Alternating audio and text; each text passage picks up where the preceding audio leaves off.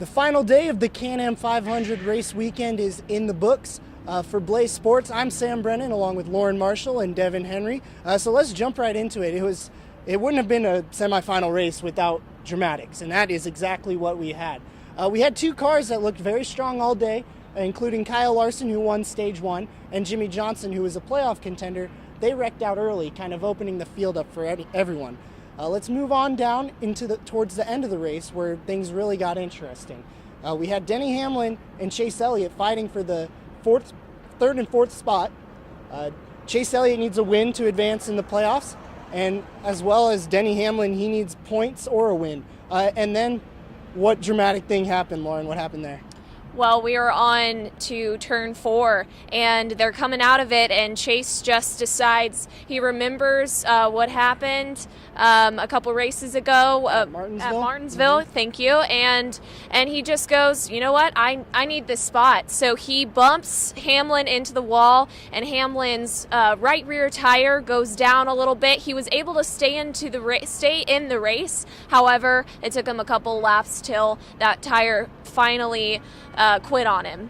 And we didn't see as many long green runs as we expected. There were quite a few cautions, and track position was really important, starting on that front row. Devin, you can interpret more on that.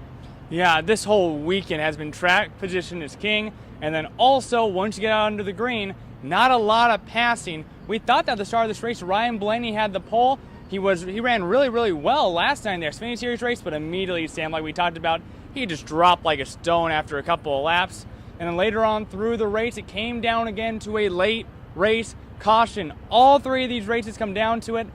Matt Kenseth was able to come out on top on pit road, and then all of a sudden, Chase Elliott takes the lead. It looked like we might have been watching Matt Kenseth's final win. Then all of a sudden, it looks like Chase Elliott's first win might be coming towards us. But then at the very end, the short run for Chase Elliott was over. It got too long for that car to keep on going and chugging along.